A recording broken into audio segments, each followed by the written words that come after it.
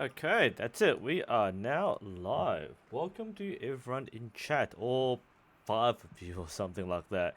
So, welcome. We are finally back. It's been a while since I last did this. Didn't it? Wasn't it right? Well, yeah, no words.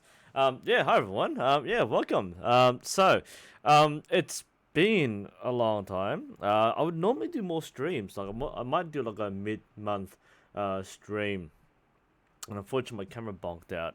Hang on, let me fix that for a second here. That's a very strange thing to be locked on, but I've got a lot of tech problems as of late. Let's try again. All right, still got tech problems. But how are we all? While we are fidgeting with the camera, don't touch it. That should be working fine. This could be a little frustrating. I'm not sure whether it's my USB drive or my camera. I might have spilled something before, and I'm gonna do this for the next few minutes. But don't mind me too much. As long as I don't touch it, I should be right. Fine. But otherwise, this will be a bit of a podcast sort of thing. So let me just give me a few seconds to fix this tech problem up. But we'll give people a few minutes to get into chat. For those who haven't checked out, the last live stream we did was with Justin Ma and GTN. That was one of the best live streams I've ever done. It's gonna recalibrate my camera for a bit for those just joining in, but do check out the live stream with Justin Ma and GTN. That was, like I said before, the best live stream I've ever done. I am definitely intending on bringing more people in as people get more free time and so on. But for the time being, it's just me. So if you're looking at expert opinions and special guests, I'm unfortunately only choice today. But welcome anyway, and hopefully we'll learn something new. Personally, I haven't done a lot of archery for the last month or so. For those who haven't been following my recent social media updates and so on, what's basically happened is that I have pushed a bit of a reform in our club, and this is actually a good lesson for those who are running clubs and experiencing, especially volunteer burnout. Um, Basically, our instructors, including myself, completely burnt out. Like we're flat, we have no batteries left, and we don't want to run the program anymore. So we had this bit of a bit of a push from myself mostly, but from the instructors and I guess what's left of the members. So the problem with our club is that we've always run on the basis of a public introduction come and try program every Saturday morning. And the result of this is that it's created a culture where the club is built around turning up on Saturday morning and having a lesson. So, the problem with that is, well, everything runs on Saturday morning. Our come and try program, our members turning up, and as a result, we're catering for no one. We keep on generating a lot of revenue from come and try. We're using that money to buy more supplies for come and try, like more bows, more arrows, more targets. But at the same time, we're not doing anything for the members. So the problem we have with that is that people expect a certain amount of support, guidance, coaching, and service, right? So when people go to, say, a swimming coach or a tennis coach, you pay the amount of money that you expect to pay, whether upfront fee or an hourly fee. You get your lesson, and that's what you dedicate your time to. It's how it's what sport means to most people. So when you play sport, whether it's a team sport or an individual sport, you commit to a few hours a week. You train, you compete. That's the cycle. Now, for the last 5 years, I guess, we haven't done that. We just run come and try. People like archery. They do archery. They spend a few hundred to 1,000 equipment, and then they get nothing. So that has eventually led to a lot of member burnout because a lot of members are basically being shoehorned into being instructors and not doing their own archery, including myself. So we've lost a lot of members, very high turnover rate. The people are still there, still here at the club, including myself. I've been here for years, and we basically need a way out. We need to break the wheel, I guess you could say, without burning any thrones down anything. So that was the big reform. We were basically giving our members nothing to work towards. We kept on throwing events at them, but no one wanted to do them. And there was no coaching, no guidance, and so on. We kept on being repurposed for Come and Try. So my proposal was get rid of Come and Try. Pretty drastic move considering that for most clubs that Come and Try program is what you run every week to get revenue, to get more members.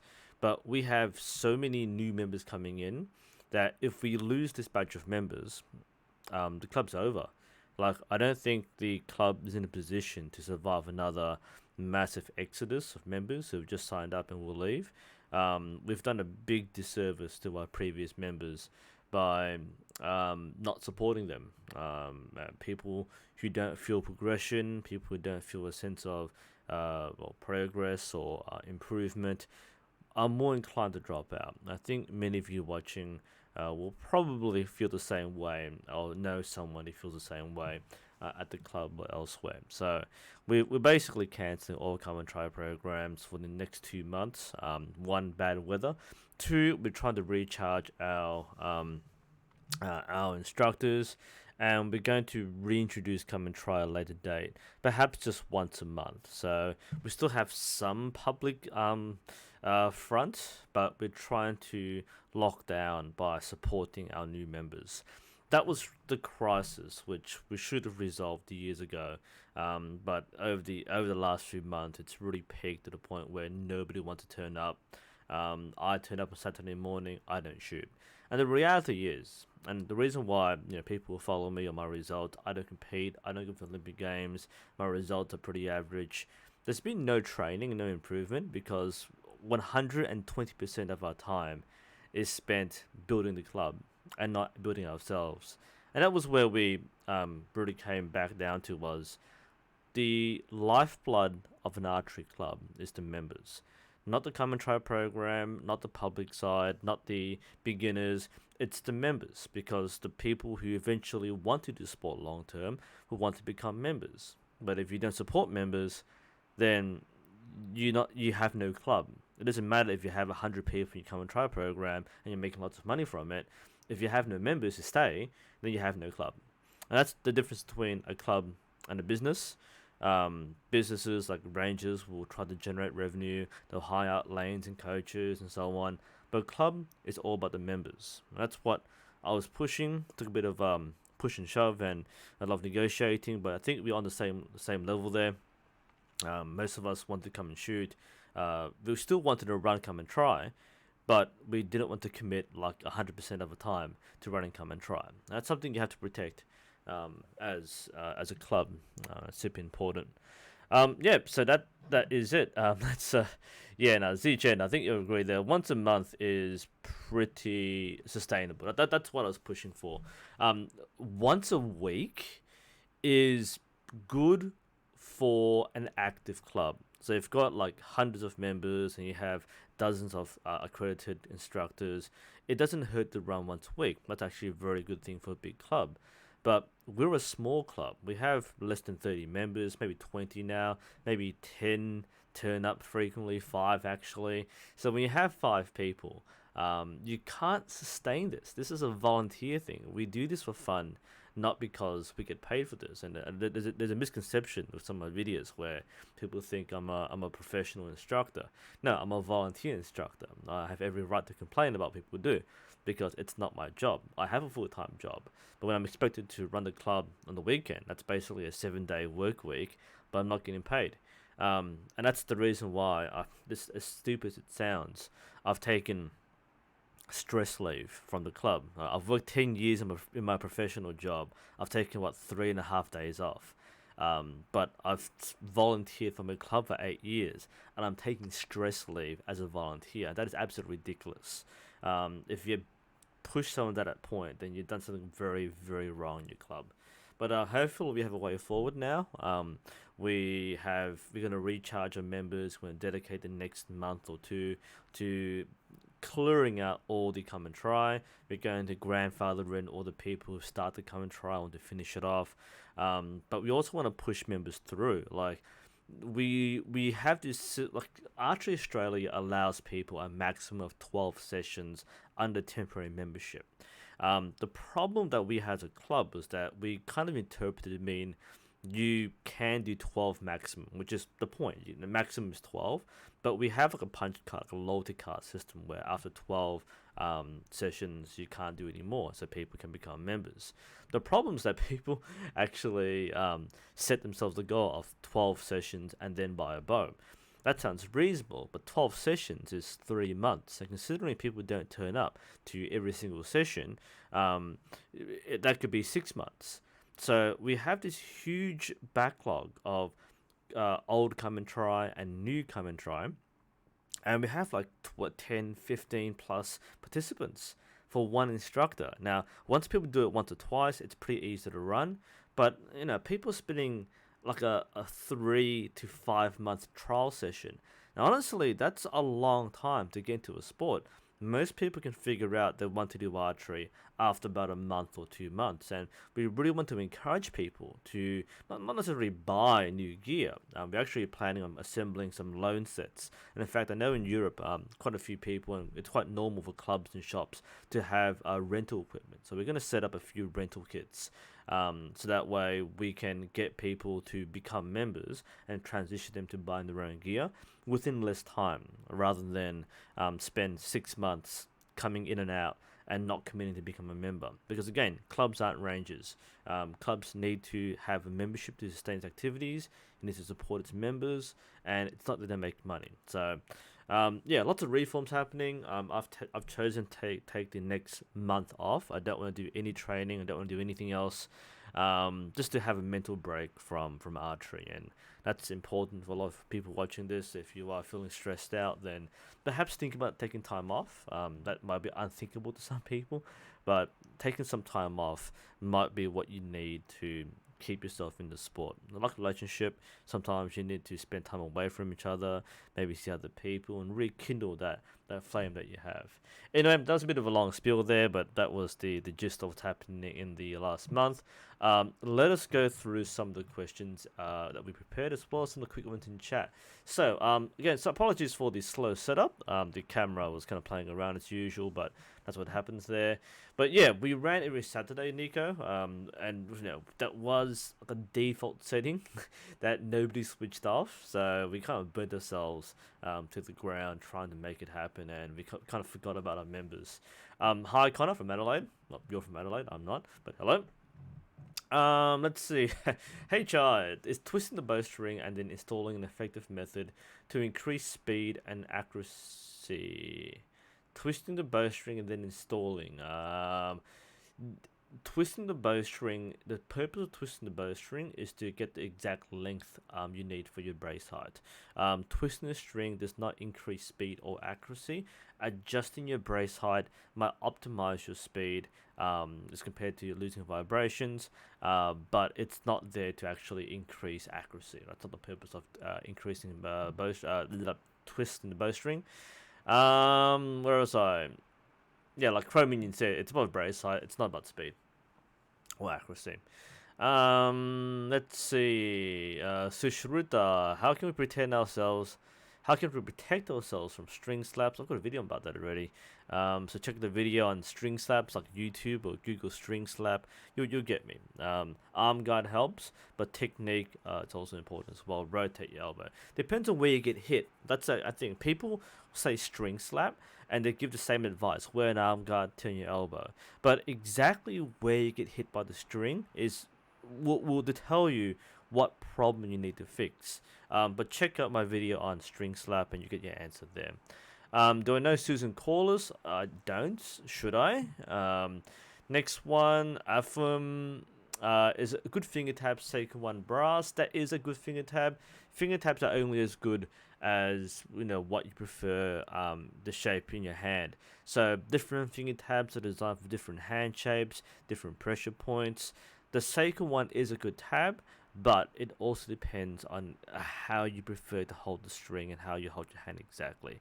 The Vivek Seika tabs are shaped differently with different size palm plates, depending on exactly what you prefer. So I can say it's a very good tab. The brass one is a bit heavier than the aluminium one. It doesn't mean it suits you, but it's a good quality tab. If you can, I recommend you try it if you can. If you know someone that has one, then try it. If you can't try it, then just buy it and just work around it. If you find that it doesn't suit you, buy another one. So I know people don't want to spend money, but that's kind of what you need to experiment with. And with archery, you should be willing to spend a bit of money to experiment. That's the key with getting the right equipment, whether it's arrows, finger tab, or anything else which is personalized. You've got to be willing to invest something to experiment. Thomas, am I going to stream gaming? Unlikely. I thought about it a lot. Just because a lot of people do streaming. I play a lot of games. There are two reasons why I don't like streaming gaming. One is that I want to enjoy games. That means getting frustrated, getting angry, having fun, and not having to be entertaining. To be a streamer, you need personality. You need to be you need to have like no self awareness and just like go straight at it. I don't want to stream for that reason. I just want to play games like I don't know. I'm playing Total War 3 Kingdoms just before this. I'm playing Mordhau at the moment, and Mordhau is actually quite stream friendly, despite being all blood and guts and stuff. But it's like I don't want to like play and commentate. I'm the sort of person who just plays, has fun, and that's basically it. So streaming gaming, I thought about it as a one-off thing, but in the end, who cares? These streams have like 50 people watching and maybe 2,000 afterwards, but streaming's a lifestyle. It doesn't make me happy, no reason to do it. So for me, no. Others will probably enjoy it, me not so much. Let's see. We've got some more commentaries on beginner program. We could do the beginner taking. Okay. Tukane Tube has a good suggestion which we played around with as well. So one possibility is to run a beginner program which takes 5 or 6 weeks, and that might be a structured program. In Australia, we have the OSBO program, which is a structured week by week thing. So after 5 or 6 weeks, they can now transition to become members. We thought about that. The problem with having a 6-week program, there are actually two problems, but the same problem actually. The main problem is commitment. Very few people will commit to 6 weeks up front. So even though you can charge up front and they can turn up 6 weeks in a row, very few people can actually turn up for 6 weeks in a row. The second problem is that we don't want to run it. And by we mean the two instructors that we have, me and our club president, and we're basically the same person anyway. So you're basically asking me to run a program for 6 weeks straight voluntarily. Hell no. At one point in my life, I might have done so, but those times are long over. I now prioritize my time. So unless you can find someone and pay someone to do so, then it's not going to work. Again, you're basically asking volunteers to sacrifice the entirety of their available time for archery to run a program. And this is where the fault lay of the club was. We don't want to be paid. We don't care about being paid. The problem is that we are sacrificing time, and that time investment needs to be returned to the members. If that time investment isn't returned, then we're basically just pissing away all our time. There's no point in running a club if we have no time for ourselves. Money, no one cares about money, right? The money is substantial. I mean, I can single-handedly earn for the club like $300 in about 2 hours, but I don't keep any of that. But I don't care. I already make money from a professional job. I want time. So if the club can't invest time in me, then for the members, that's going to be either we stay at the club or we leave and go somewhere else. And that was a very close option for a lot of people. But that's where it came down to. Let's see. Yeah, ZGen, we're not going to charge anymore for the kit. Basically, what we're going to do is keep the $20 come and try. The money isn't a problem. The money is only there to sustain the program, to maintain the targets, buy new equipment, and buy new arrows as necessary. The money isn't a problem. It's a time. So we are still charging $20 for come and try. We're gonna assemble some cheap like Olympic recurve kits as a transition, and there'll be like a $50 deposit or bond, so something like that. So basically they'll put $50 in, they buy the own gear, and then they can return the kit and have their $50 back. So we're not going to charge any extra for the rentals. Again, we're not a business. We're not here to make money. We're just here to get people into archery and support them in their journey, which we haven't been doing for the last, few years. It's not very pretty. Can I comment on the Uka limbs? The Uka limbs I have now. Here's the thing with Uka. I've got the low level limbs, which okay, mid level limbs. They're pretty expensive as it is. They're very nice limbs. The Uka limbs are fast and they're raw carbon, so they're pretty efficient. So even on my low draw length, on my short draw length, I get quite a bit of power from the limbs, so I don't lose much poundage. I think I'm still like 35 pounds, despite being like 2.5 inches below 28 inch. I've got a 25.5 inch draw, so it's a very efficient limb system from what I found. Having shot that in comparison to the win limbs, both the VR Wiz limbs as well as the older inner limbs, the good win carbon limbs are still better. They feel smoother and faster, but the Uka limbs pack quite a punch. So they're good limbs. I still don't think that if I were to like min-max my bow, I'd probably go back to my 40-pound win limbs. But I'm just using my 36-pound as a bit of a stopgap. That said, I think my effective draw weight for both is about the same anyway, so it didn't really matter too much. Yeah, Snee, volunteer burnout. Sharing the load is one thing. Also supporting the people running it. Like it wasn't as bad when we have like 10 people turn up to open up, to help out, to basically run things. When it was one person to open up and one person to close and run the line for 15 people and take all the payments, that's like hell no, man. We're doing the job of 5 people. We're not doing that. So yeah, burnout will accelerate a lot if you don't have anyone to turn up at all. Glassy, how to record site markings. I use, or I'll write them down. So yeah, you write down the notch. So if there's a unit on the front, which is like in inches or in centimeters, you write the number. So for me, 30 meters is 36 on my belt, 3.6. 50 meters is 6.4 something. So you can write it down. Some people will calculate it and do a site tape. Because my range is inconsistent, we don't have good markings and our distances are different compared to different ranges because of elevation and so on.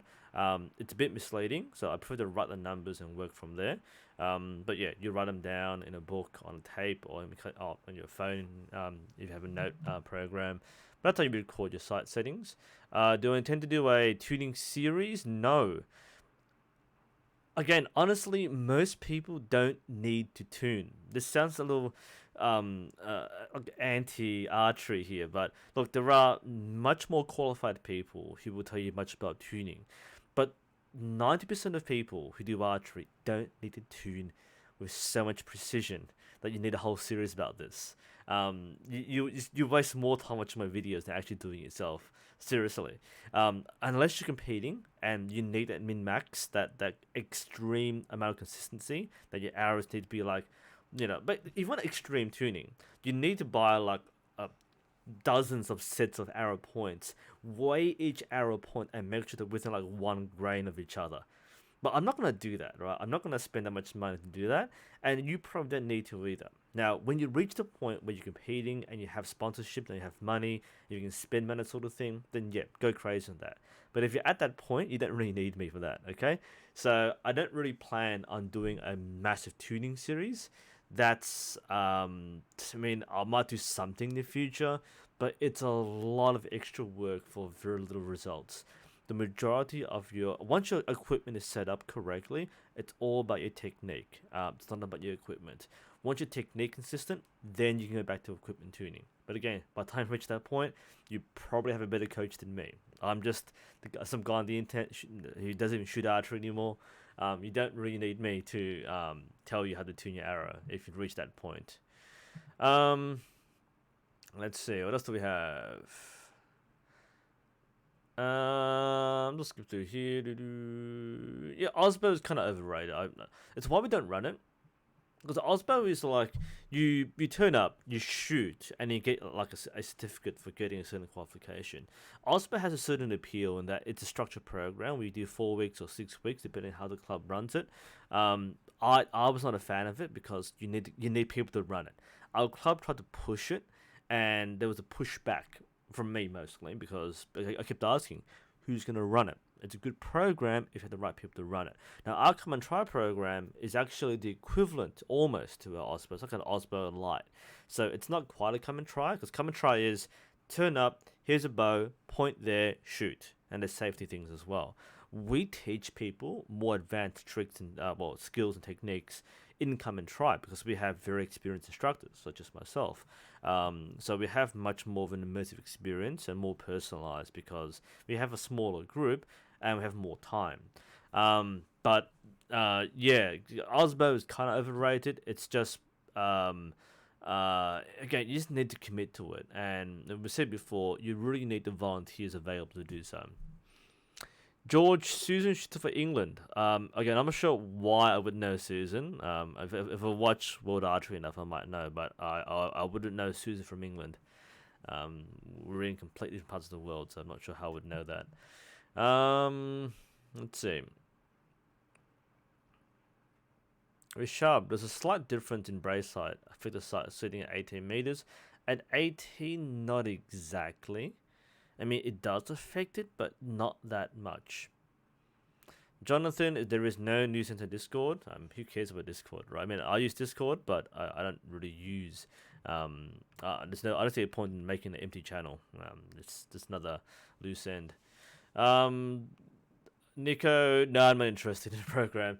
I'm a coach. I'm not interested in running any programs. So don't flood me with anything else. So that's not exactly what I'm interested in looking at right now. Is there a negative thing to only ever use a sight and not get experience instinctive? No, not at all. If you choose to use a sight or you choose to shoot a certain style or discipline, you lose nothing by not doing something else. It's like people say, oh, you're missing out by not shooting thumb draw. If you don't want to shoot thumb draw, then you're not missing out. And again, if you're only shooting a discipline where you will only use sights, then you're not missing out by not using sights. If you're doing archery as a survival skill, then you probably do want to have that multiple redundancy.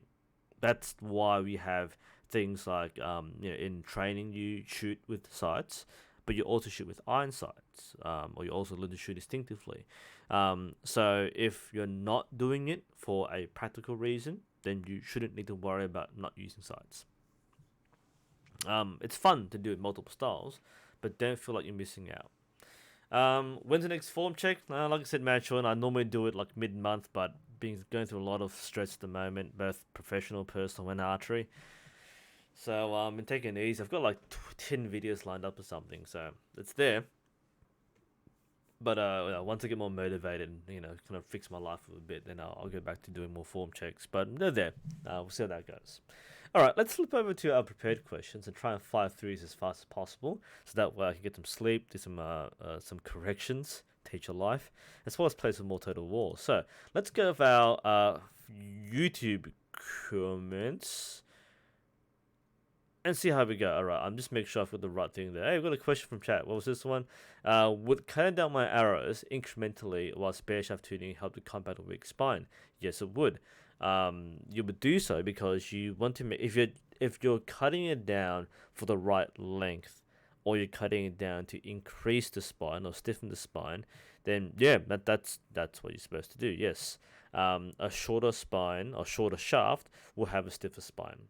So yeah, that should solve the problem. Of course, you can't uncut the arrow, so you obviously want to do it a bit at a time to be safe. Tukane, based partly on your review. I'm hoping to try and buy a Marble Elite next week. Any advice for to your Riser review? That's a good bow. It's pretty chunky and heavy. You can probably find lighter bows or more balanced bows or risers, but the My Bow is an excellent bow, so you'll probably enjoy that. If you get your hands on it first, then fantastic. Otherwise, good luck with that.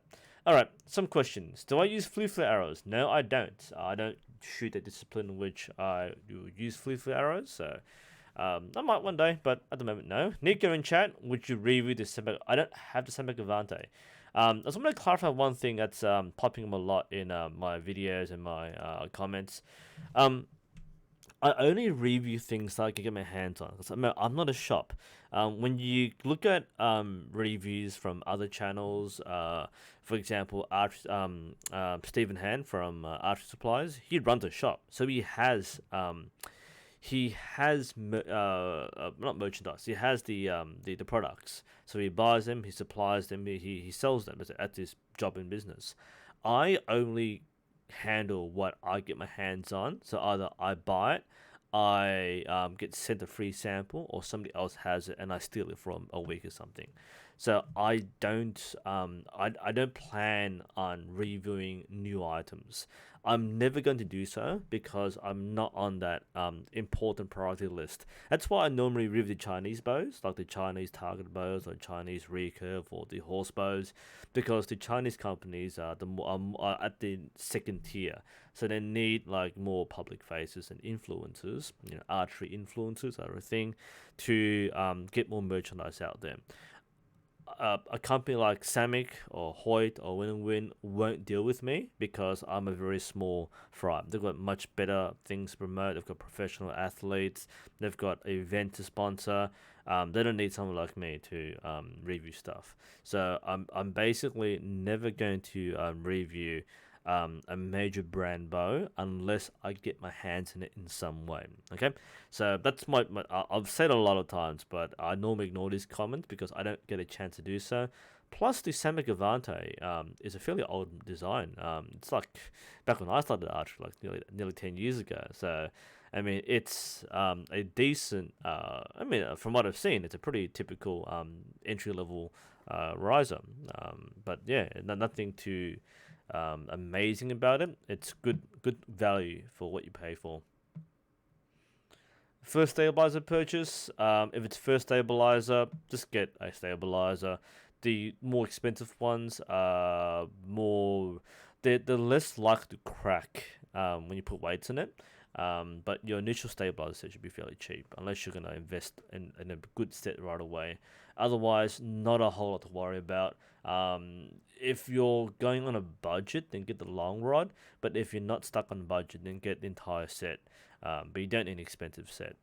Again, the expensive ones are more for durability, and especially for using heavier weights. But otherwise, you'll be alright with most cheap sets. Do I like heavier light risers? I used to love the lighter ones, but I've gotten used to my aluminium one, which is quite decently heavy. So more of a middle, I guess. I don't use undergrip weights because most of my rods don't have the undergrip weight. I think the Python does, but I haven't used a weight beneath there.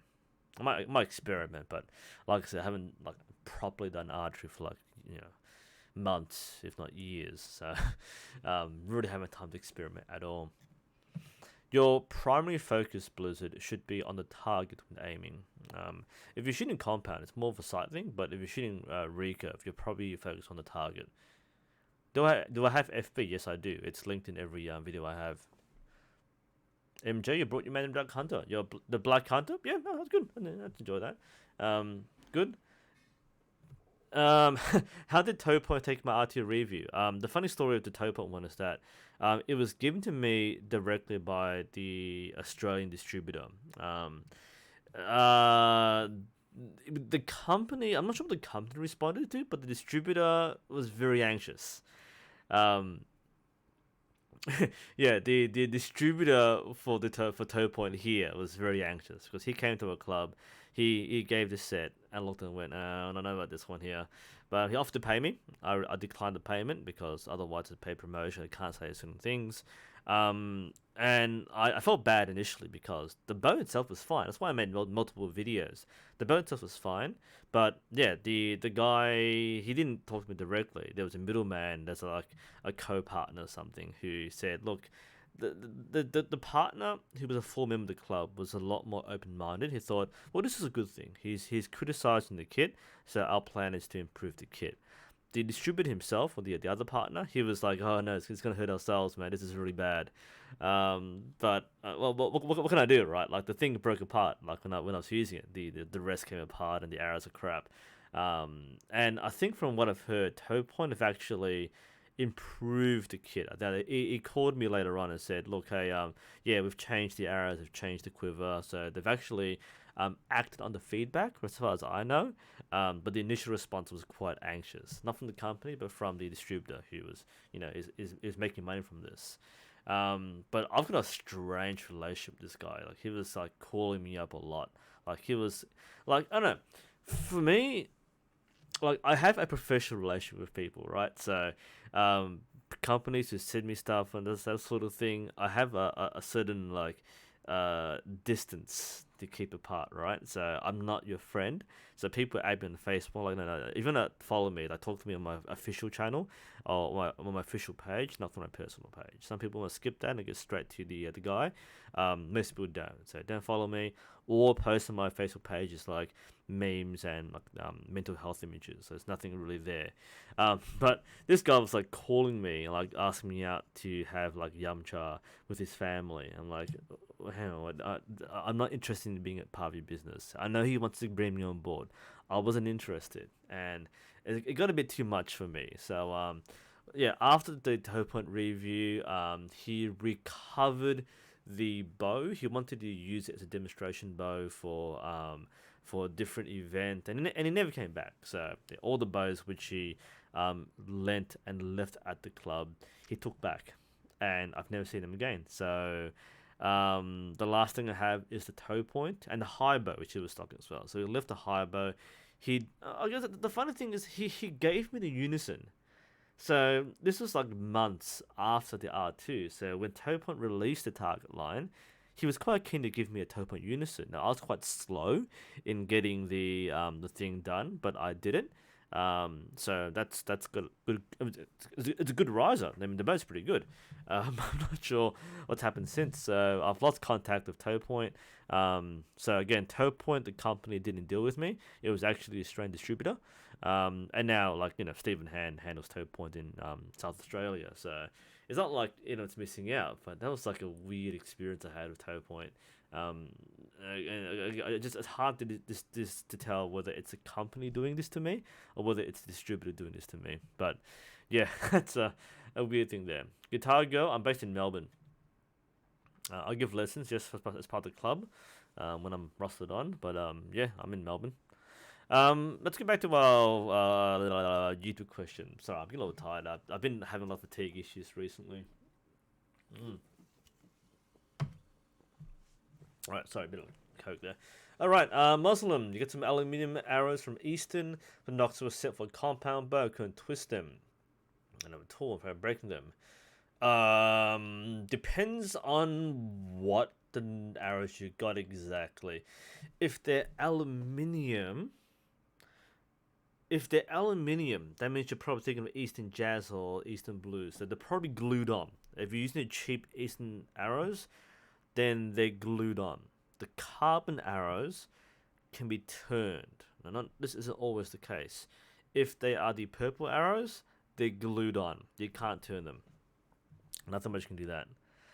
How can you buy a Bows and Bow in Australia? You can't. You need to order online from the Bows and Bows website or on eBay. You can't buy it from Australia. There's no distributors.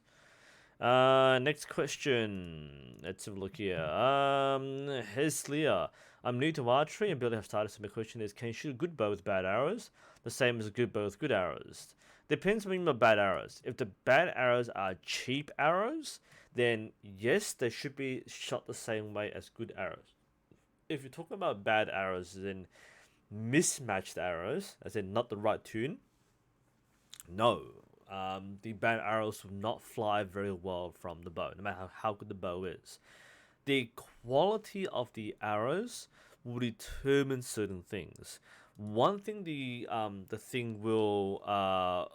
one big difference with the expensive arrows is that they're normally much better at long distance because they typically have a better wind profile or smaller profile, so they won't be blown off by wind as much. So an arrow like the Eastern X10 is purpose designed for 70-meter shooting.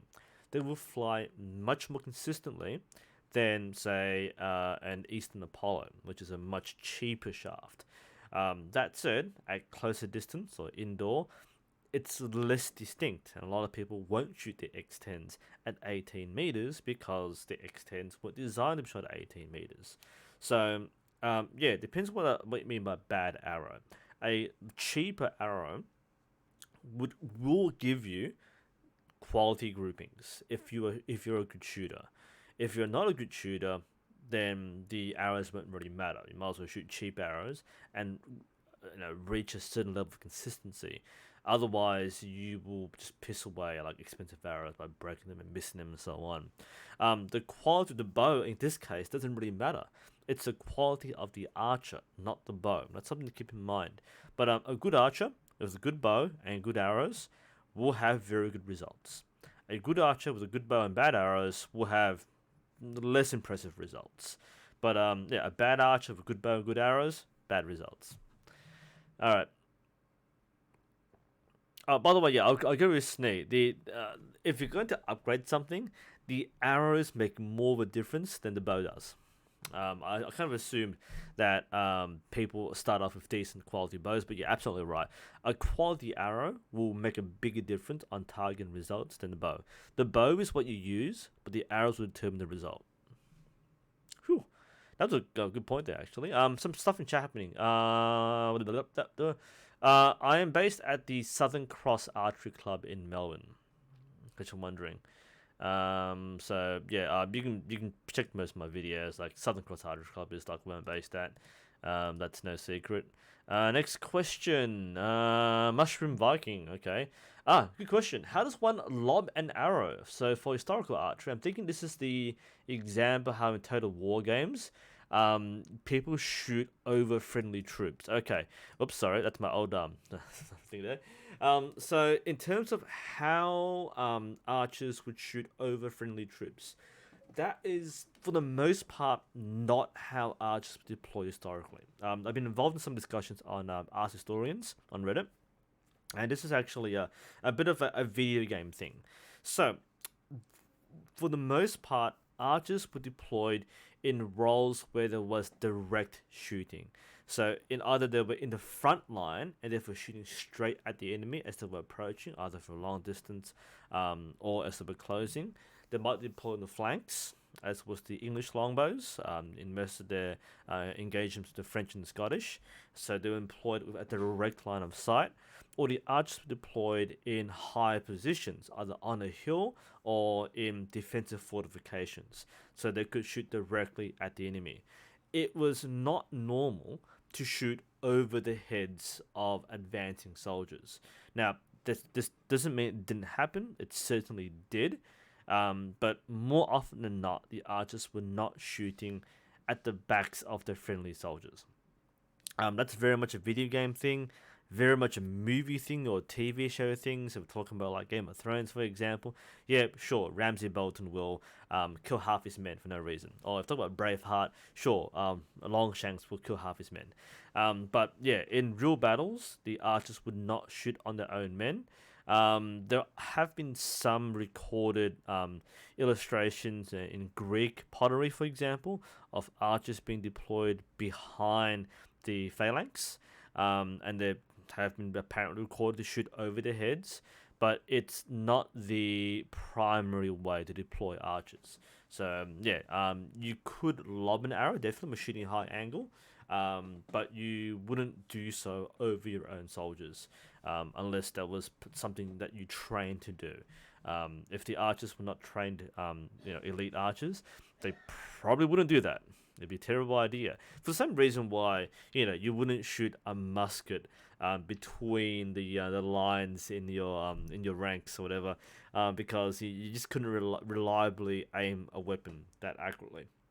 Some reason why you wouldn't do so with modern weapons, or like core artillery, well, within 200 meters of your own men, unless you were really desperate. So, arrows you wouldn't shoot over your men, apart from certain scenarios where they were trying to do so. All right, next one. Will you from Rodney? Will you get memberships through YouTube? I'm not interested in memberships right now. I'm way too inconsistent to run a regular program. If I ever do it full time, maybe, but for the time being, everything is free. Nothing's locked behind memberships, so not interested in that at the moment. Busherman, how many arrows on average do I break a year? Huh. All right. I mean, the problem is that I don't shoot my same arrow set and bow all year round. So, ideally, I mean, from what I've seen myself and with my fellow shooters who are more competitive, depends on the form too.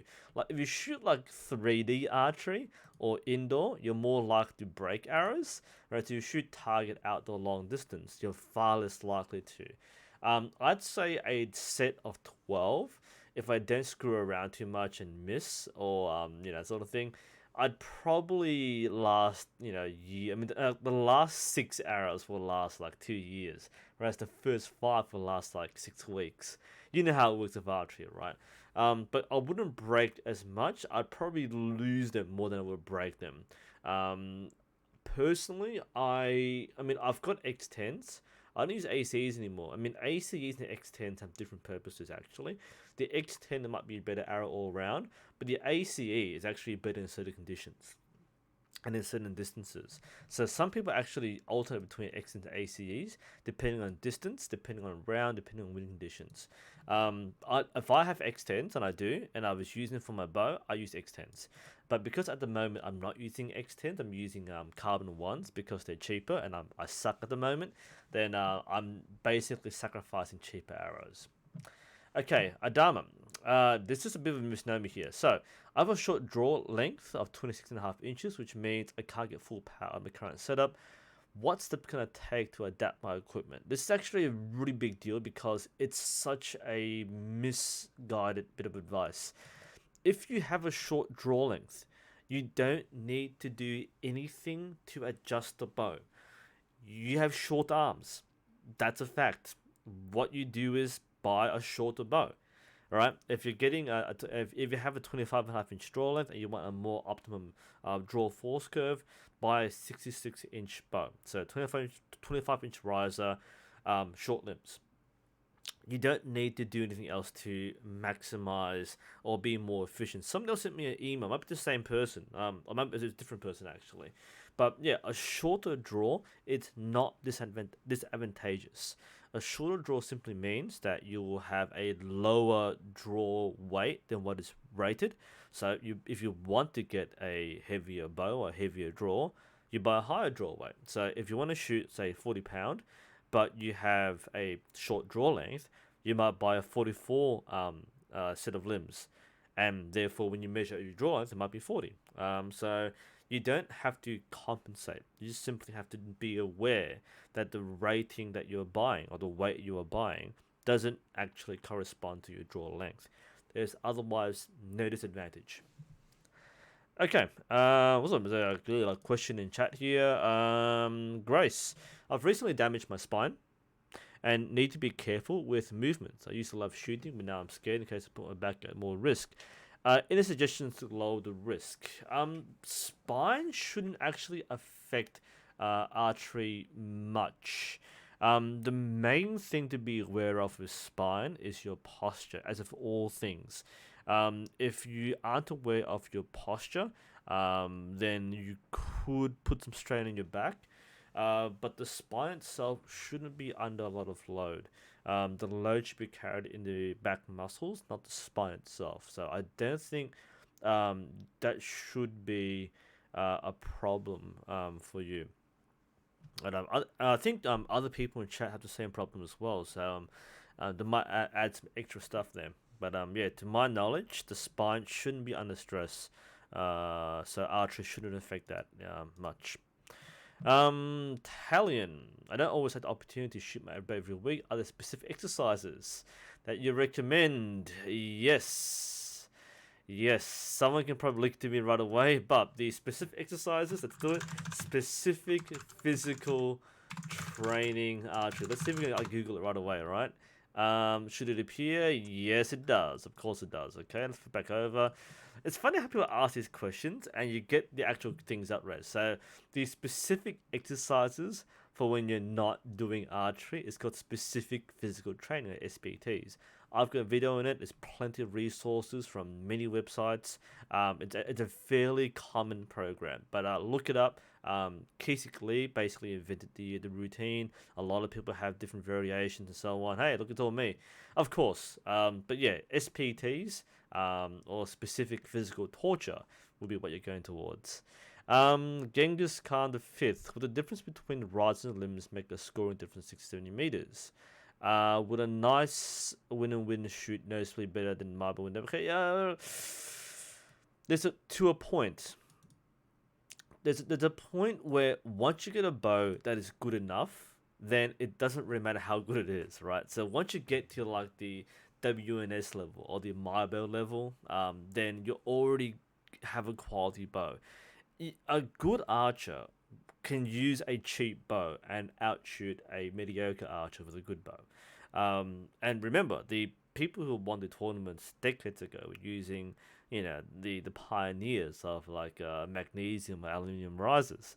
So you could still pick up a 1980s aluminium Hoyt riser and shoot an excellent score. The riser is, or the bow is not the bottleneck. Nowadays we have better arrows, for example. So they didn't have X10s back in 1980. So the arrows have made more of a difference. The bow, you can still use the 1980s bow and shoot modern arrows and be very competitive. Ideally, a good modern bow and a good set of arrows of modern aluminium carbon arrows will perform optimally. But you can still shoot very well with an older bow. Nothing wrong with that. And again, if you're going from, say, a $700 riser to a $1,000 riser, I don't think you'll see a performance difference. There'll be other differences like more customization, better quality finish, better vibration control.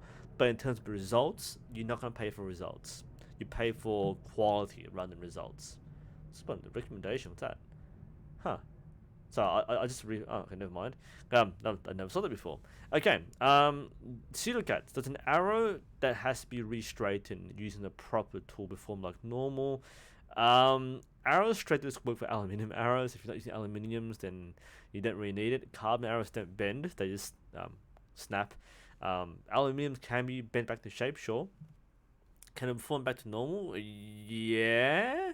If you get it straight enough, sure. But if you can't get it straight enough, then it probably won't. After learning the basics of archery, when is a good time to join a tournament? How much time do you need to guess is necessary for that? Join as soon as possible. You don't need to wait to join a tournament. That's again another misconception of archery. You need to be good to be a tournament. No. Tournaments are there as a benchmark for you. Basically, treat any tournament as experience. A tournament is really just the same as what you do in a normal shoot, in a normal practice round, just with more people. So you never need to be good to join a tournament. As soon as you can actually sign up for one that happens, do it. You will learn much more quickly from different people who are as experienced or more experienced than you. The sooner you get into competition, the faster you will learn. The longer you avoid competition, the slower you will progress because you will never push yourself to prepare for competition or to compete against your peers. So you don't need a quality or skill or experience benchmark to join competition. Do it as soon as it happens. What is the process to become an official couch? Do I answer the question that is here or the question which I know is meant to be asked here? Chat, if you wanna tell us how to become an official couch at World Archery, then please do. I want to hear your best how to become an official couch advice, either in chat or in the comment below, right? How do you become an official couch? Now, in terms of what I think the question's asking, how do you become an official coach? Remember that World Archery doesn't provide qualifications for coaches. Coaching is done via your national organizations. For example, if you're in America, then you're looking at USA Archery. If you're in the UK, it's Archery GB. If you're in Australia, Archery Australia. So you need to check up your requirements for how to become an instructor or a coach with your national organization. World Archery doesn't provide accreditation for coaching, as far as I know. They provide coaching seminars and resources and books on official coaching, but there's no WA coach.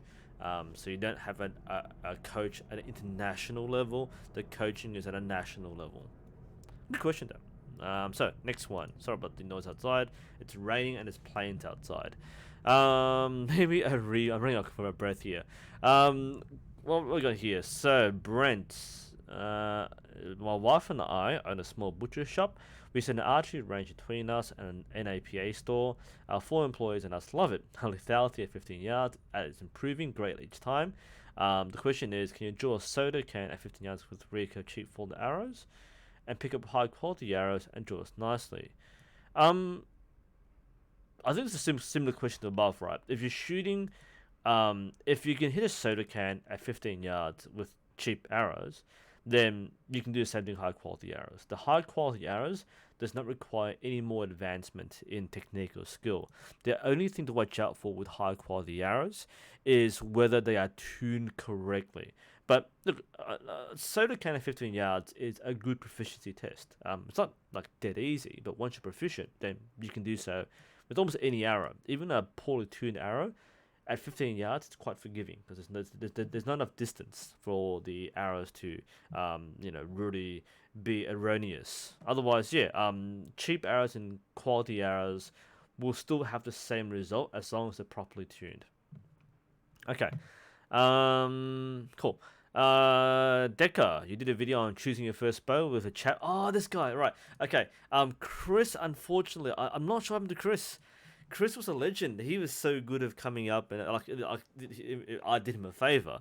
I haven't seen him since. I'm not sure if he's gone overseas or whether he's on break or working, whatever. People always want to do archery, but find a different thing to commit to, or like family or whatever. So I'm not sure what happened to Chris, to be honest. So I haven't seen him since. I hope he's well. That said, there are actually other people who are asking me to share their share bows or try bows. So maybe I might get some other people coming up in the future. There is a group from a couple from Ballarat who are thinking of buying a bow. I have the bow they want to buy, so I've invited them to come to the club. They've offered to pay me. I don't want payment, but maybe we might do a video. I'll run the idea past them. Maybe we'll follow it up. Maybe that was like a last minute thing. Like I happen to have a camera in the boot, but maybe this time we'll plan ahead and we'll try it again. But at the moment, no idea what happened to Chris. Hopefully it's okay. The official couch potato.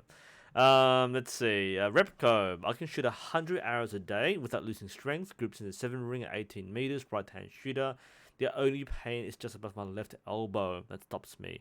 Eager to move in weight, or should I wait? Left elbow shouldn't be a weight problem. Elbow, right? So you're shooting left elbow. Technique, not weight. 100 a day is pretty good. Move him a draw weight. The things that here's the thing that worries me. Like, is the 7 ring on the 40 centimeter face, the standard indoor face? If you're shooting 7 ring at 18 meters, that's pretty good. If it's 7 ring on the bigger face, that's less impressive, really. But yeah, in terms of your weight and your technique, if you're doing that consistently at 18 meters, then I'd say you're ready to go up and draw weight. That shouldn't be a problem. If you were spraying the target and you wanted to go up and draw weight, then sure, yeah, I would say maybe technique first, weight later. But if you're shooting consistently and the grippings are pretty good, then yeah, on the small face, we normally shoot the big face because we're at our club, but the small face, 7 ring is pretty good. I wouldn't disqualify that. So, I'd say go for it. The pain above your left elbow, the pain above your left elbow would not be a weight problem. I just watch your technique more than anything else. But remember, you always like stop back to your lower limbs if you need to take a break and work on technique. So yeah, go up and draw weight. If you want to go up and draw weight, go up and draw weight. I think you're ready for it. There's nothing really stopping me from that. Blah, blah, blah. All right, here we go. Oh dear, long question. All right, let's have a read through it. So, Mane, about a year ago, you made a video about the Patrick Skilled Archer. I'm wondering for a fictional elite archer in a medieval setting, what is the limit of a long-range snipe shot where it seems reasonably impressive instead of ridiculously exaggerated? Oh, that's a very interesting question. So, okay, I get this. All right, this is an interesting scenario. I might have to say this for a different video. But this is a good question. All right. So if we were going to create a skilled fictional archer and you wanted to set up an impressive snipe shot, what would be an impressive yet realistic distance? Okay. Let me drink some Coke first before I answer this question.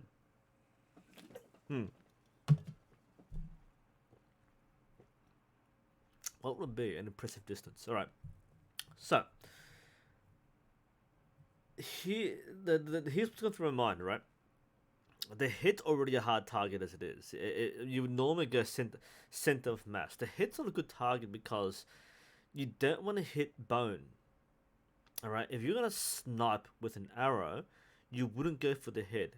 The only part of the head that could get a kill shot would be the eye sockets.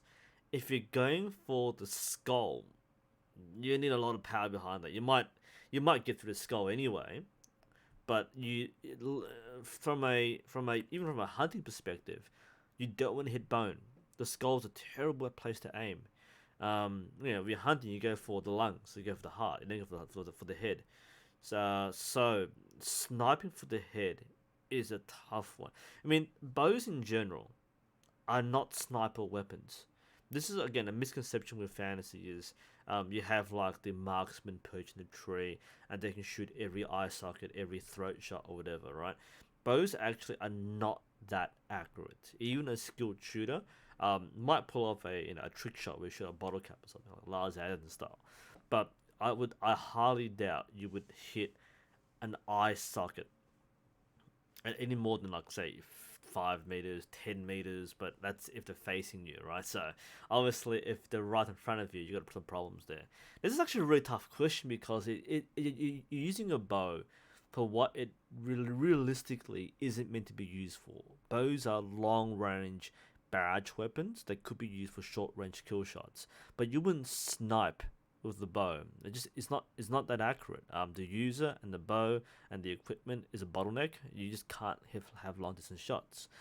That said, if I were to create a fictional archer who could hit, say, a headshot, what distance would it be? And I still think bottom shots are better, but it could be headshots. For the sake of creating a scenario and making it happen, man, it is not a good distance. Tell you that, right? Here's the thing, right? At what distance can a modern barebow shooter guarantee a hit on the gold? On a 80 centimeter face. Now, with the people I shoot with, modern barebow technique, they can probably hit gold 95% of the time at a distance of 50 meters. At 60 or above, it starts spreading out a bit more. It becomes more like an 80% hit rate on a gold. But barebow, I'd say 50 meters. With modern technique and modern equipment is a fairly consistent result for a skilled shooter. So that's about a head size target of 50 meters. So in that case, if you're going for a fictional shooter, I'd say a 50 meter headshot is impressive. Given all other things like distance, wind, movement, 50 meter headshot is impressive. Given that most combat distances where you're shooting center of mass would be much shorter. If you're aiming for an individual target, not an army, but an individual target, I'd say Gao Ying does this actually. You take the distance where you can guarantee a hit, and you half that. That's your combat distance. So if you can guarantee a hit at 30 meters, then 15 meters is combat distance. As long as you're out of range of the enemy spear, then you're fine. So, in terms of a fictional archer with incredible skill, that's plausible. 50 meters. That's my thing there. So that's a modern target standard in a medieval setting or a older setting. Yeah, 50 meters for point target is quite tricky as it is. Just by distance, very difficult. Sure, that's my answer. I'm not sure that's sufficient or impressive, but yeah, I would not put 150-meter headshot in the realm of plausibility for a fictional archer. That's like really pushing legendary standards here. But 50 meters is, probably more than enough. I mean, speaking of the whole Three Kingdoms theme, so playing Total War Three Kingdoms right now. Right. So one of the stories is that was it Lubu who threw the halberd or planted his spear like a certain distance away, and he could hit the handle of the spear with his bow. That's not a. It doesn't sound impressive, but hitting the handle from like 20 meters away, or even 50 meters away, is an incredible skill shot. So historically, like you wouldn't expect people to hit small targets at distance. That's something which is greatly exaggerated in modern media. But yeah, that's the historical answer. Probably 50 meters, and you're really pushing how impressive it is. Mehedi, how did historical archers deal with arrow spine? Red Dragon. I recommend you watch Red Dragon channel. We might be doing a joint live stream in the future. People have been asking about the live streams. I have approached several people. I've approached Grizzly Jim. I've approached Swift Vanderberg from Triple Trouble Archery. And I have Red Dragon that's messaged me and said, "Hey, do you want to be on a live stream one day?" So we have multiple possibilities. With Triple Trouble, I remember Swift right now is doing the World Cup, so he's not available for any live streams. But likely in the future, we'll be working on that. For this particular question, Alex or Red Dragon, he offered some sources. I don't have the sources right now, but perhaps in the future we'll cover this question again. All right, a question here from LT Wing. New to Bebo shooting, how do archers calculate distance by string walking a gap? Trial and error. That is trial and error. You don't really you don't have a way to you don't have a way to calculate through string walking a gap. That's purely through observation and trial and error. Okay. What else do we have here? Next question. Sorry, just doing stuff there. Next question comes from.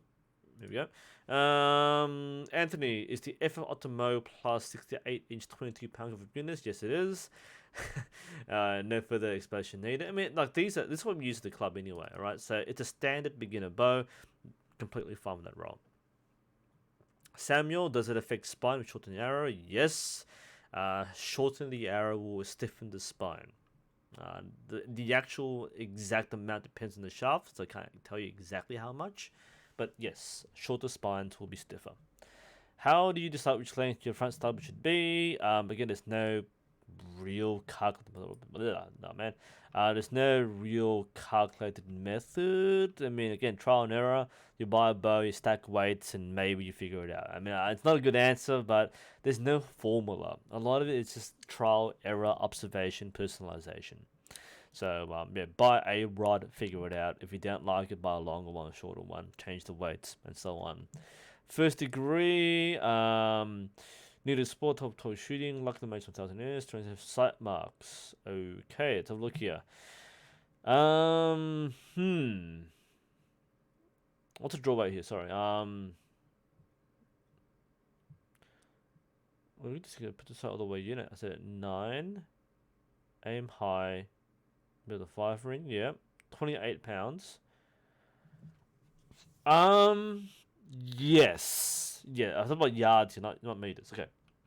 So I'm just summarizing the question. So shooting 28-pound bow is 50 yards perhaps the peak performance for that distance. The answer is probably yes. You can shoot 70 meters. even 90 meters with a 30-pound bow with carbon arrows, but you have to either aim above the target or you have to reverse the sight. But yeah, 28-pound, you're really pushing, yeah, 50 yards, which is what, 40 something meters. I don't know how to convert anymore. But yeah, I'd say 50 meters, 60 meters, you're pushing a 28-pound bow with reasonable sight settings. Otherwise, you have to aim above the target. So you're absolutely right there. Yeah, I to shoot longer than 50 meters or 60 meters, you got to be using probably a mid 30s bow to be safe. But you can shoot long distance if you aim off or you reverse the sight. What do I recommend as a beginner bow? It's an Ultimate Plus, I guess. Yeah, I got a lot of bows to recommend. Any bow you can afford would be a good bow. As long as it's not a cheap youth fiberglass bow, you're fine. How did you decide your final draw weight? Let me say stop. Okay, this might be a very good video in itself, Veteran 35th. So my brief answer for your final draw weight would be what you think you can reasonably sustain with your training routine. There's no point in shooting. Okay, one is purpose. Okay, if you're a target shooter, you probably don't need more than 40-pound. And if you're going to go above 40-pound, like 45 or 50-pound, then you would expect to be shooting very regularly, like 3 or 4 days a week at least. If you're hunting, for example, then your final draw would be quite different because you're not shooting hundreds of hours a day. You're shooting like maybe a dozen hours a day, and you're only in it for one shot anyway. So a good hunter will take one shot. So in that case, you don't need to worry about endurance as much.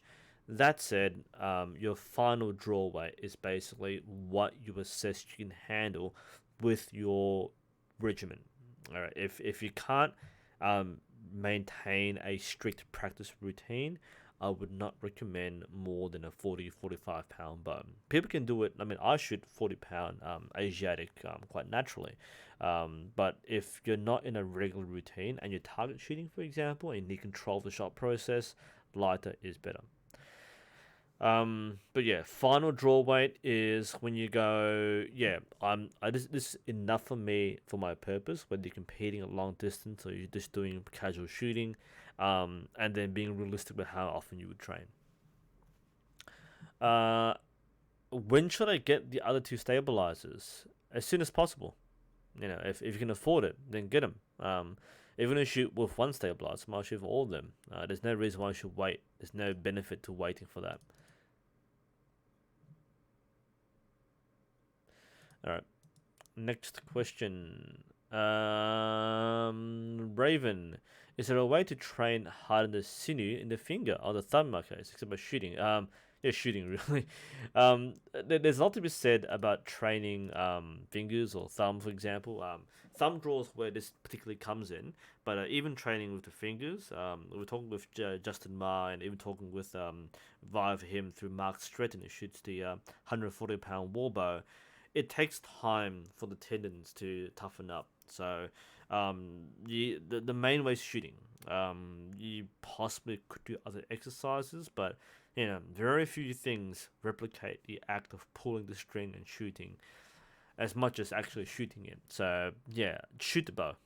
That's the best thing you can do. Guitar Go, I've already answered the question there. Nilo, I'm pretty new to archery. I had a question about stance and form. As I learn more about archery and practice my recurve, consistency seems to be paramount. Anchor point, blah, blah, blah, blah. Something I have trouble with is stance and posture as I pull back. Sometimes I notice I might be puffing my chest up for some reason, or arch my back, or my arm is in an angle when my back's slightly turned. Is this an issue of strength or practice? Practice. If there's an issue with your posture and your stance, it is technique, not strength. Strength, if you are under strength for your certain draw weight, you will see certain things. So puffing a chest up might be a way that people who are beginning will compensate for lack of upper body strength. You will also see the shoulder coming up. So a lot of beginners will arch the back and puff the chest out, but this is normally corrected with proper technique.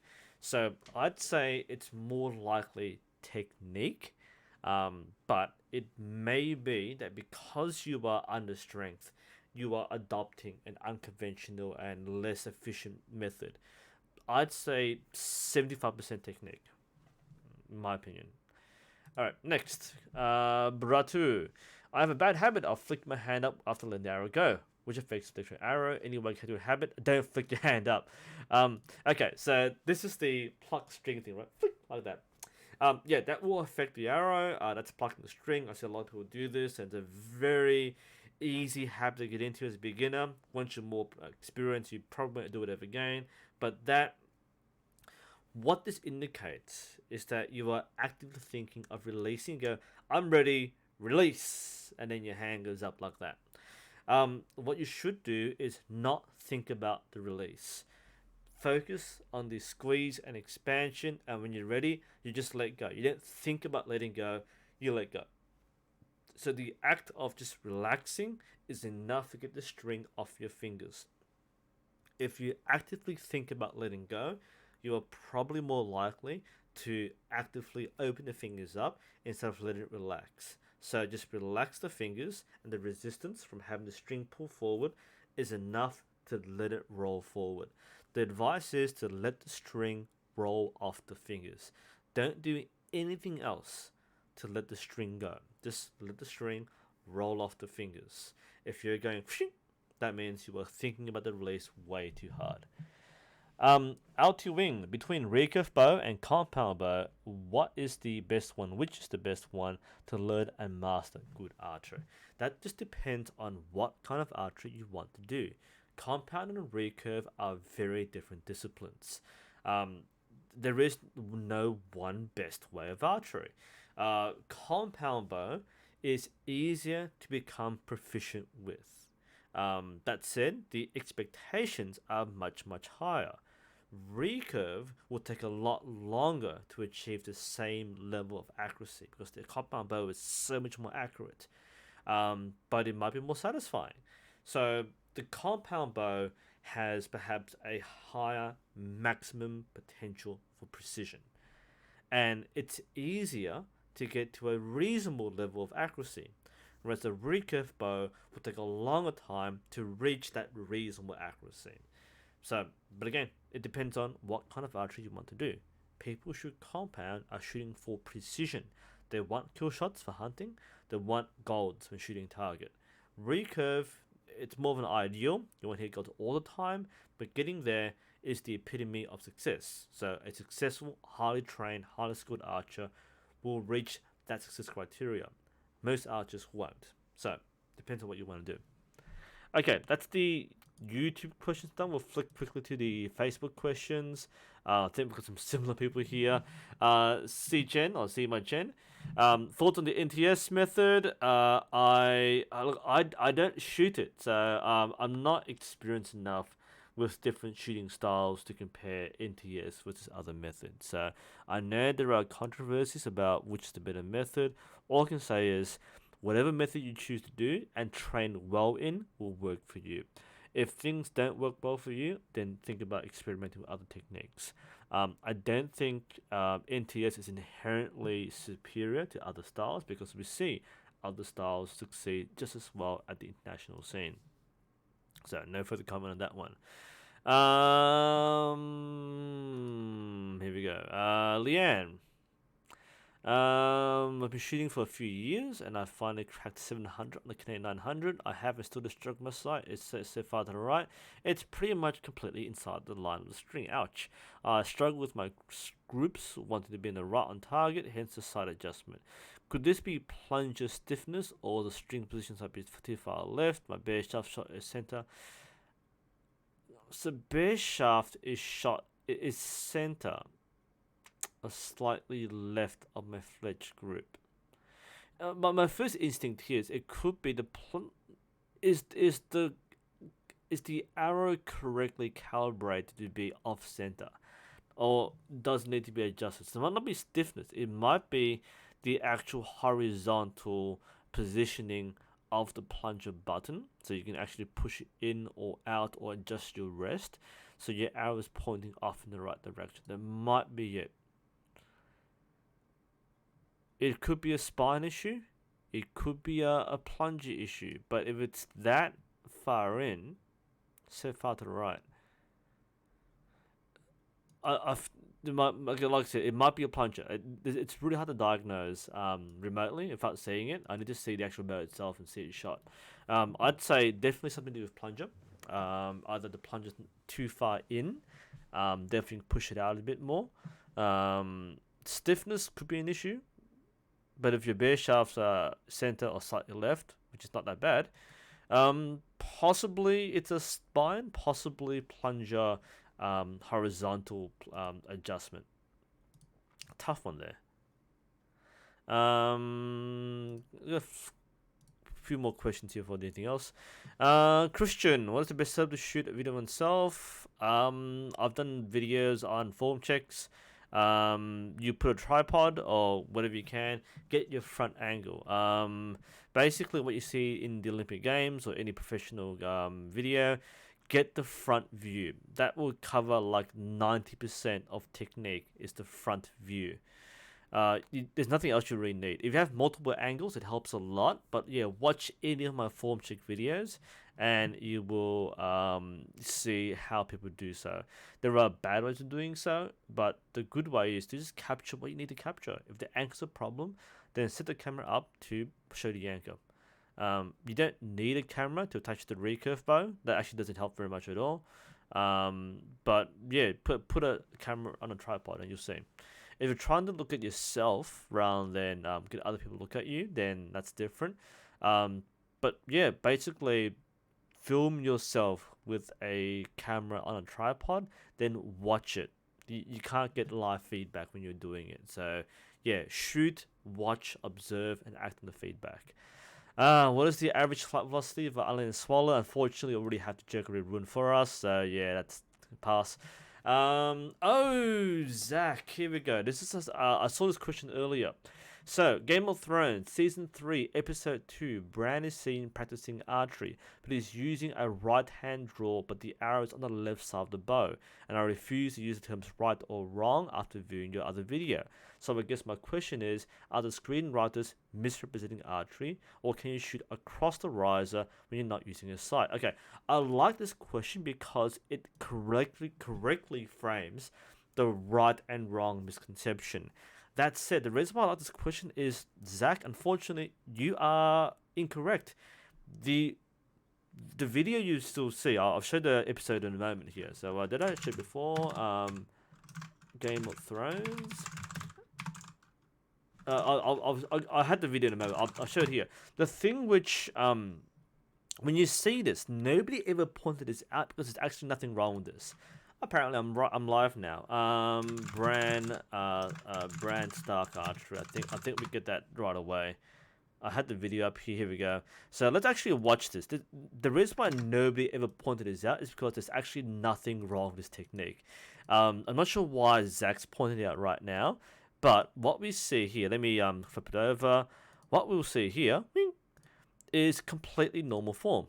So he's using a 3-finger Mediterranean draw with the arrow on the left side. This, for all intents and purposes, is correct form. However, I want to note this is correct form for the context in which this is based off. Okay? That's why I think the question is correctly framed, but the assumption is incorrect. This is how a Western European archer shoots. And any style of archery, whether it's European or elsewhere in the world, where people shoot with 3 fingers with the arrow on the left side, is the correct way. You would not shoot the Mediterranean draw with the arrow on the other side. It has nothing to do with the sight.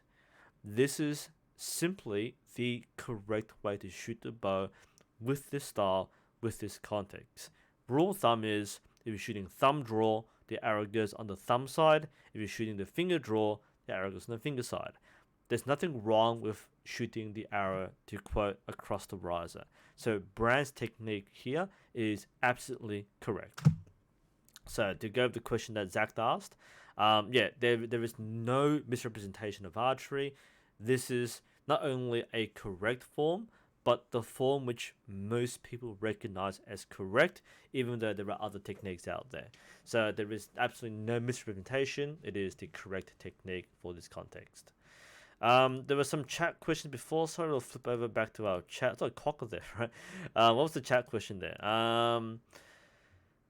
Ali, should a recurve bow use one of the gloves with fingers? One of the coaches said I shouldn't use that. It's for long bows. You tab. Do I agree? Yes. If you're shooting target, tabs are generally better. Tabs provide a smoother surface, which would generally help with a cleaner release. Gloves are more practical if you don't want to take things off, but you shouldn't really. I mean, a good archer will shoot well regardless, but tabs are normally more consistent for target shooting. Renzo, what happens if I change the weight of my arrow points? You'll see a slight increase in how fast the arrow drops. The increased weight of the point will also result in a softer dynamic spine. Okay, so if you are trying to adjust your tune to get a softer spine, adding weight to the tip will also soften the dynamic spine. Comfort is up to you, but yeah, if you're being coached at a target range, you'll be told to use a tab. If you're not shooting target, it doesn't matter what you use. Okay, next one, Fred. Let's see, always long questions. My group has shrunk after getting a new sight, but setting up the sight, I placed the aperture on the string and made sure the aperture was in the same place up and down. But when I shoot, the aperture has to be moved to the right. It seems I'm not lining the string up on the left edge of the sight window. I'm trying to find the question here. So I placed the aperture on the string, made sure that the aperture was in the same place up and down, but when I shoot, the aperture has to be moved to the right. I'm not sure what the question actually is. It seems I'm not on the string on the left. Align this side with the other side? I don't know. I'm not sure what the question actually is. It's getting late here, so I'm getting a little tired, but I'm not actually sure what you're asking here. You will need to, I guess, move the side over. It might be head position, by the way. If your head isn't aligned correctly, you might find yourself not looking in the right place. But how do I get there? You visually focus on the target differently. Might be people might see targets differently depending on how experienced you are with sights, but that seems to be something you can easily fix if you visually focus or you change your point of reference with the string and sight. This doesn't seem to be something that needs to be changed. This should be something you can mentally or visually focus, but I could be wrong here. Not sure exactly what the question is. Do I have exercise to supplement shot process? SPTs, use a stretching band. Compound, I don't do compounds, can't answer. I don't do trad arrows, so I can't answer this question either, Jareth, unfortunately, so I can't talk about fletching length or FOC. What else do I do? John Tomasini, your special learning, so much I haven't drawn a bow yet. I'm going to show this here for the scene. Oh, that's all the question. Thank you. Alright, thank you. Quackers, beautiful animals. Native Australia, very friendly. They have no predators, so that's why they are naturally inclined to be very friendly. But you can't touch them. It's against the law to touch quackers because you're not meant to. Form check. This is a form check. Okay, let's have a look. I don't do form checks in these live streams, but while we're here. Okay, if I were to do one quick feedback from this, it would be... Alright, so fairly new, I imagine. Alright, so very quick form check. I'd recommend, if possible, get a tighter anchor on the cheek and try to stretch his arm further back. The release is a little stiff, so the very quick fixes here. My recommendation, let me just flip the camera around. If we're going to do this, my recommendation here is instead of anchoring over here, anchor close to your cheek here. And instead of having your arm sticking out sideways, get it back further this way. So cheek, T-shape, and when you release, have a nice compact move. All these things will change and become more natural as you expand outwards. Focus on expanding and feeling your back muscle stretch out rather than getting here and then trying to let go from here. That's what's causing the jerked release. So cheek anchor, get the elbow back, and ideally I would prefer that we shoot like this. So you have your arm already straight, and then you draw back, and you touch your cheek there. I wouldn't go here, then here. It's an unnecessary step. Straight back, in, cheek, stretch out, release. So two things there, or three things. Ankle and cheek, elbow straight behind, and then smooth release. Whew, alright. Oh, Zach's here.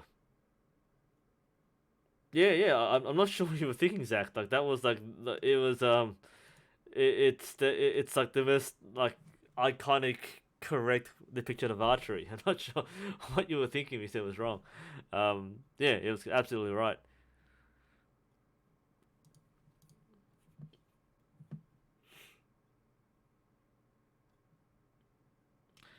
James, I love horse bows, but can nowhere afford a real wooden one. If buy a composite one, nobody will allow me to compete with the traditional bows. Are they truly so very different? No, not really. I mean, it's more the spirit of the rule, spirit of the law, rather than the difference in technique. Because here's the thing with modern equipment. At what point do you draw the line, right? It's very controversial with traditional bows because, for example, if you shoot traditional, does that include carbon arrows? Because the bow might be all wood, but the arrows might be carbon. So you have all these different um, like alternate scenarios where you might have a wooden bow, wooden arrows, wooden bow, carbon arrows, wooden bow, split finger only, wooden bow, string walking. It's very complicated. So the differences aren't so much in the materials, design, technique, or whatever. There are a lot of rules which have been separated for one reason or another. That's my general answer for that one there.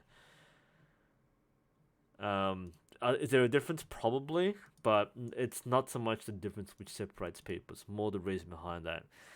Zima Chen, Chase the 10 limbs. They're pretty good. I mean, they're rebranded Kaya limbs, and Kaya limbs are quite good.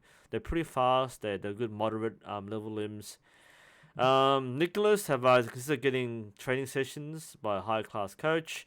I don't shoot often enough to even benefit from training lessons. I need to shoot more. And I've answered this question. So, that's the entire list of questions. We've got through a lot there, plus live questions. We'll spend another maybe 10 more minutes. I'm getting sleepy. I've got so much work to do and so much total water play. But I reckon we'll end it pretty soon. So, last call for questions, and then we'll pack it up for this month's Q&A. Whew, wow. Alright, greetings, Decker. I answered your question before, by the way.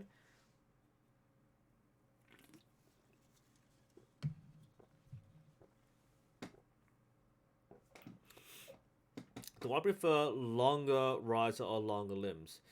I already answered your question. I mean, I can't answer that question because I only use one set of limbs and risers. I don't really have an alternate setup. So, yeah. For me, if I had to change my length, I recommend shorter limbs because it's just easier to get 25-inch risers.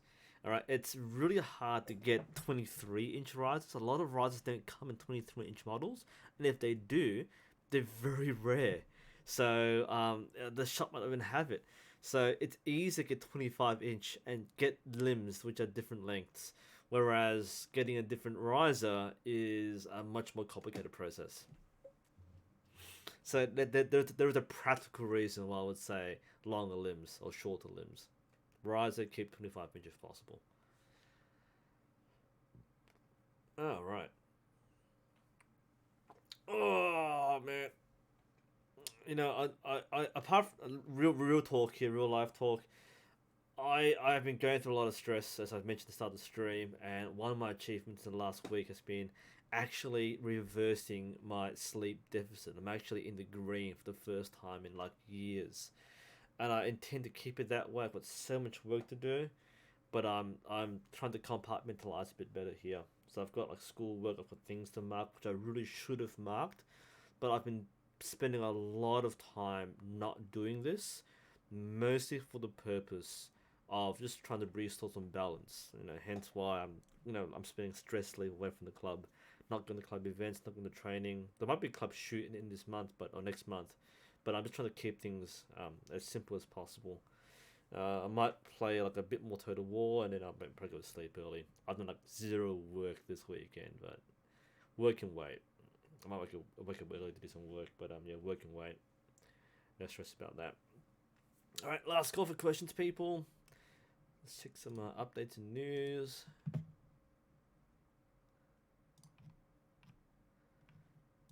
Hopefully get some more Q&As happening in the future.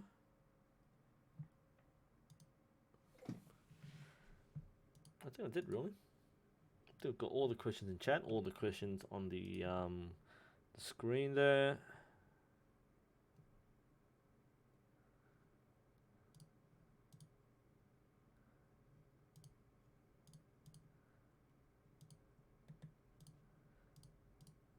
All right. Yeah, no, I think we're done. All right. Well, in that case, thanks guys for joining in. Hang on. Hey, see Jen. Hey, you worked for the studio responsible for World War II's bad tank part that you hated. Did I say that? Did I really hate that? Let me try to recall the tank. I only played most of the campaign. Why should this be a thing here? I didn't hate the tank part. The reason why I was hate was supposed to the controls were not intuitive because they were like absolute cardinal controls. So like you press WASD, it would go in that direction regardless of you pointing. This is like years ago, man. I don't remember the game anymore. I figured out pretty soon. I thought it was a pretty bad section, but wow, okay, that's nice to know. That's I didn't really think about that, but okay, yeah, wow, thanks. Chrysanthemum, can't find adult classes. Should I buy equipment? Oh, sorry, I missed your question before. If you can't find any classes and you want to do archery, yeah, buy equipment. You don't need to go to a class to learn how to do archery. Classes are useful because you can find people to guide you in the right direction much faster. That said, there's no reason why you can't teach yourself. So the more guidance you have, the better. If you can't get in person, then use some random guy on the internet to read the reference. Yeah, definitely. Just buy a bow, shoot. I mean, I'm an instructor and coach, but I don't I don't want to be a gatekeeper to archery. You can do whatever you want with archery. Yeah, it's a pretty smooth experience, and just feel free to do what people do and teach themselves. Choose the right spine, Regal. Charts. Check your look up arrow charts. Look up the manufacturer like Eastern or Gold Tip or whatever. Check your draw weight and your draw length and measure it on the chart. That's how stores do it. I show this every stream. I think I don't do it now. It's too late now. But yeah. Check your arrow chart. People might ask how do you do it. Like it's so easy to do. I haven't made a video yet. Like it's just like I was trying to make a video, but it's just so easy to do. Just check an arrow chart, and it takes less time to look one up than it does to actually to ask me to make a video. So I'm not gonna do it. I will at some point, but after I have a bit of a break, I'll do so. Anyway, I reckon we'll close it there. Hopefully you guys enjoy yourself wherever you are. Hopefully I'll get a bit more sleep in, catch up some work, and once I de-stress a lot, maybe more archery. I've got some interesting projects coming up here, but I've put a lot of things on hold for now as I rebalance my life. But in the meantime, I will happily sign off. So wherever you are, enjoy your archery, enjoy the rest of your day and or night, and hopefully we'll see you around next time.